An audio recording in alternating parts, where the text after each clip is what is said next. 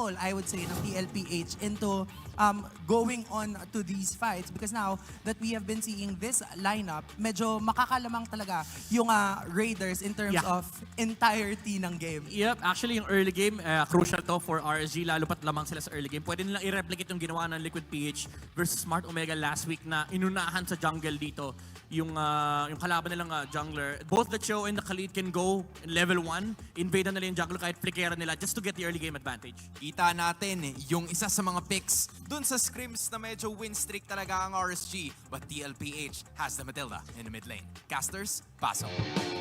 Mapapagana nga ba ang Matilda mid lane mula dito sa Team Liquid PH o magtutuloy-tuloy Welcome to ang Mobile RSG Philippines? Legends. Ladies and gentlemen, game number 1. RSG Philippines versus Team Liquid. Burrito at Ate Muchantel. Exciting to kasi ngayon na lang uli ako halos nakakita ng Matilda na mid lane. Oo, tsaka yung mga ganyan kasi, palikutan niya ng utak ko baga, kung paano nila pagaganahin yung mga gantong klase na mga heroes. Tsaka kung iisipin mo, no, may Julian ka na tsaka Matilda, yung poke na kaya nga gawin as early as possible. So, ito muna mga pokes talaga agad yung nakikita natin, no? Umpisa mo na ng laban natin. Ito na yung Khalid ni Bor. So, medyo may paghiwa lang na gagamitin sa moment na yon. Mala shawarma moves. But yeah, it's more on the orange buff muna para sa TLPH. Parang pinaparamdam dito ng RSG Philippines yung ginawa ng Team Liquid PH kahapon. First blood kagad para kay Saida. Napaganda para dito sa TLPH. Yung control nila was there. RSG na doon naman yung gusto sana nilang gawin, nakulitin yung kanilang kalaban. So everything is the usual pa lang naman para dito sa ating dalawang kupunan. Si Irad, by the way, ay nagpupunta din doon na sa jungle area ni Zaida.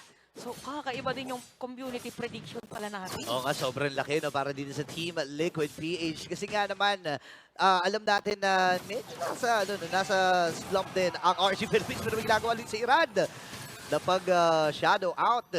Pero ang ganda ng, sabihin natin yung ikot dito na ginagawa ng Team Liquid PH habang 2v2. May bandang ibaba, Light ay aatras. Zaida, nandun yung Pokes. Sakit na, kalahati yung buhay nila dito Oo, napaka-importante ng mga ganyang poke, lalo-lalo na pag may mga malaking objective na pwedeng contest ng mga players at ng mga teams. So more on salubungan lang muna ang ating makikita. So parang ano na to parang sabi natin week 7. Yung, lahat ng mga pwede mong ilabas ay kailangan mo nang ilabas. Probably ganun din, kaya nakakita tayo ng Khalid din for Nibor. So ito na yung turtle, sinisimula ng side ng TLPH, si Light, and then dito for the Vision, Nibor as well, ay ready na rin. Pero si Side pa rin makakakuha dito ng pakong. Uy, pero ngayon si Nibor naman lilipad. Itong si Sanji. At nakakuha na ng kill dito ang Team Liquid PH habang pasok na naman. Napagandang final slash na simulan sa Sanford at siya rin natatapos doon sa buhay ni Aqua. So 2-0 na agad para sa TLPH at sinisimulan pa nga dito ni JP na palayo pa sa ilalim ng Cory. Kaya naman double kill na para kay 4D nung moment na yon. Okay, may number 1 na kagad sa kasalanan dito ni JP. Nahuli itong si Light. At dito tayo dapat pumuusin sa mga ginagawa ni JP. And alam naman natin, kapag mga ganitong klaseng hero ang kanyang gamit, mag-i-expect ka talaga na sulit yung mga implosion. Hindi naman may pag-delay pa siya na ginagawa. And yung mga ganyang klaseng galawan, malaking impact yun. Lalo na pag jungle cut, nagmamadali kang kumuha ng mga resources mo. Kasi nabigyan din si Irad kanina, napakaganda na sinabi mo yun. Kasi the more na-delay ka, the more na hindi mo mahahabol yung jungle ng kabilang team. By the way, pinag-uusapan natin yung hero ni Sanji dito, which is Matilda. Naka-CD reduction pala yung 5%. Sinabi natin, parang ang term nila na ngayon ay unli yung first kill niya. Tapos meron pang cooldown reduction. So imagine again yung pokes na sinasabi natin, hala 5 man. Ganun limahan dito. Si Light nakakita! Pero si Sipa pa rin, flicker at mag-shoot po out. Mukhang mamaliktad pa nga, pero yung nga lang si JP ay napatay na nga dito ni Aqua. Si Sanji naman medyo masasaktan doon sa real world manipulation. Nibor almost low on life, pero may quick Sandguard. Grabe yung yung tension nung moment na yun. Imagine mo nasa 3 minutes pa lang tayo ng laban na ito. 5 na kagad din sama-sama mula sa Team Liquid PH. And dito mo masasabi na na yung composition talaga nila design para sa mga ganong klase. Pero ang ganda ng sipa na ginawa dito ni Light. Hindi nga nakapindot ng, kumbaga, ang ginawa na lang dito ng Team Liquid PH. Sige, bigyan na natin si Daddy Japes. Trade na lang sana tayo ng isa, pero hindi kasi ganun at hindi pumabor sa kanila yung naging laban na yun. Oo, so eto na.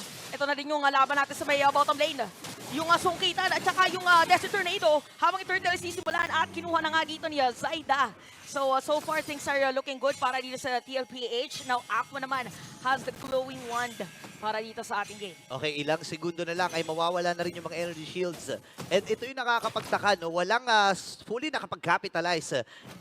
Dahil nga naman puro action ang kanilang pinapakita dito. Very cutie. Available na rin yung kanyang corrosion site.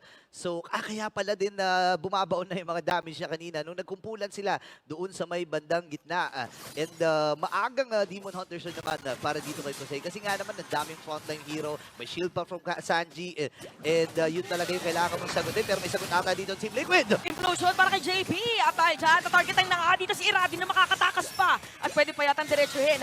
Dahil ginamit na rin yung conceal, sasalubungin yata ni JP. Pero nandito na rin si Aqua. So tatlo laban sa apan, if ever dun sa may bottom lane. At merong pokes na gagawin. Dito yung mga players, pero disiplina pa rin ang paiiralin. At ang nakakapagtaka dito, no, hindi naman ganun kataas yung clear wave dito ng Team Liquid PH, pero napakabilis kasi nilang mag-clear dito. Dahil nga, sama-sama sila nag-clear, kagaya niya, nag-clear dun sa gitna, ibinigay dito kay Benny Cutie, at na-transition kagad sila doon sa may top lane. At kailangan sagutin ito ng RC Philippines kasi in terms of rotation, mabilis talaga para sa Team Liquid dahil meron silang guiding wind mula dito kay Sanji. Oo, tsaka meron pang damage din pa nagkataon, di ba? Doon sa habang lumilipad. So dito sa may top lane talagang hindi tinatantanan. So mainit ang nangyayari. Pero again, yung disiplina na binabanggit natin ay nandito para sa ating dalawang kupunan. Pagandahan lang to ng pasok talaga eh. Pagandahan na ng setup play manggagaling dito kay Nibor or kahit nga kay Light. Kasi kanina yung 5, pinasok niya. Pero may sagot din lagi kasi yung TLPH. But so far, lamang sila dito in terms of gold. Ang magiging katanungan na nandito, no, papaano yung instant kill mula dito sa RC Philippines? Kasi normally kapag meron kang Chono, sinasamahan niya ng mga carry, sinasamahan niya ng mga burst type ng mga mages. Pero kasi ang napili nila dito is yung continuous damage na magmumula dito kay Aqua. Pero again, nag-agree ako doon sa sinasabi ni Midnight na maganda nga yung river manipulation dahil nga doon sa team fight presence na meron ng Team Liquid. Pag nagsimula na yung laban, nagkumpulan na sila, tsaka lang papasok si Aqua. Lalo na naka-purify din naman siya dito. So kailangan lang maging maingat dito ni Aqua, lalo na may isang gun na siya. Oo, so yung ano din kasi reward manipulation by the way ni Aqua parang lagi nakagilid. Yung kakaiba yung yung pwesto. Oo. Parang lagi nakalikod doon sa direksyon na pupunta ng mga players. By the way, habang ina-explain natin yung reward manipulation, nakuha na pala dito ng TLPH. Yung Turtle, Certain Eagle. Para lang i-zone. Ito na yung reward manipulation na sinasabi natin at napalayo yung sipa doon kay JP. Kaya naman mabibigyan dito ni Irad. So malinis na pagkaka-execute para dito sa mga Raiders. Yung pala yung naging sagot dito ng RC Philippines. No? Wala silang instant pero pag marami kayo na kumupol doon, pero may ating kasama niya kasi si Zaida ata may ipit, kaya lang nandun yung saktong guiding wind. Oo, eto na si Sanford. Si Sanford ang nasa harap. Kaya naman si Aqua biglang nagitik. Shadow Kaya kill. si Sanford mapatay na rin. Napakita si Dude para kay Jose. Si Sandy tumawala ng buhay. Si Sanji ganun na rin. Pero lalabanan pa rin. Dito ng RSG. Irad with a kill. So 2 players down para dito sa TLPH. Yun yung nagiging problema dito ng Team Liquid PH. No? Right after nung combo ni Zaida, kapag wala siyang napitas, kapag wala siyang nakuha, medyo bitin na yung damage nila. Lalo na nakamatilda kasi sila dito. So parang ang nangyayari na lang, nagiging additional na support or supporting system dito si Sanji. No? Kasi kapag after nung mga combo ni Zaida, wala na siyang pandash, wala na siyang pantakas, yung sword niya, at nagamit na niya, isusunduin na lang dito ni Sandy. So kailangan nilang antayin yung mid to late game, lalo na naka-carry naman sila dito, no? Oo, so parang muna, kailangan kalmalicious lang muna. Kalma lang. Kaya pala nangyayari sa kanila ngayon, parang sinasagot lang nila yung gustong gawin sa kanila ng RSG. Kaya din pala very aggressive ngayon si Laita, by the way, against them. So mainit ang nangyayari dito. Kung may heat map lang, yung ating laban, napakapula na dito sa side na to, tsaka sa may top lane. But looking at things right now, lamang pala si Benny Cutie, by the way, in terms of gold, laban na dito kay Kosei. Yeah, magigets mo rin. Kasi ang aga ng double lane niya, no? Kasi kung iisipin mo on paper, Claude ay mas mabilis talaga mag-double lane. Pero kasi laging kasama ni Benny Cutie si Sanji, laging humahatid din si JP. So ang bilis nila nakakapag-clear at nabibigay talaga nila yung kailangan na gold dito kay Benny Cutie. Ngayon naman ay Lord ay available na rin. Nasa 9-minute mark na tayo. Nakabang si Nibor. Sama-sama na rin dito ang Team Liquid PH. Naka-flow naman ng maganda ang magkabilang kupunan. Let's see kung sino ang magsisimula. Oo, baka bigla din sumipa. Panagkataon, So hindi muna, nakakatitigan lang muna yung mga players natin. Ito yung mga titigan na dapat bawal maihipan para hindi lumiko yung tingin. Kasi napaka-inam na ikaw yung makakuha ng gantong Lord agad para ikaw na yung mauuna dun sa kalamangan.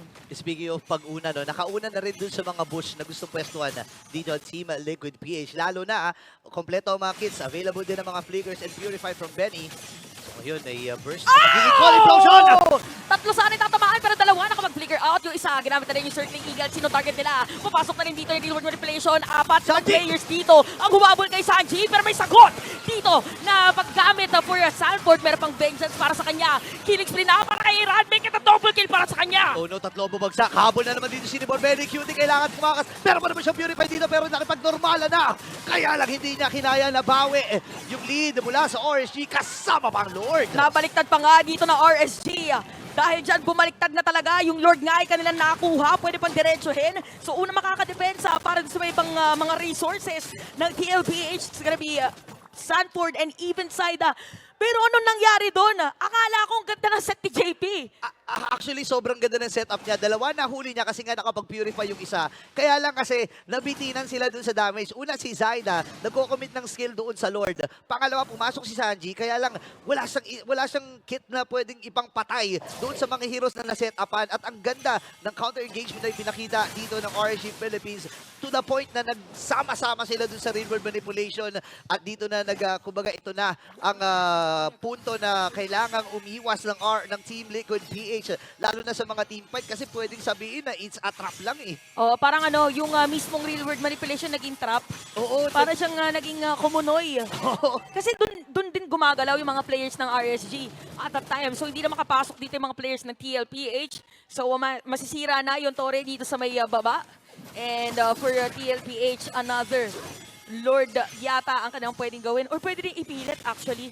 Pwede ba yun? Parang si Sanji tsaka si JP yung lilipad, tapos diretso set. Pero depende kasi kung may purify na ulit si Ako eh. Oo, sobrang depende yan kasi kailangan mong piliin kung pang-engage ba yung Guiding Wind or pang-disengage. No? Kailangan mo mag-ingat dito kasi right after yung setup ni JP, kailangan makapagpatumba kagad kayo. Ang problema, kapag hindi kayo nakapag-takedown, may bawi.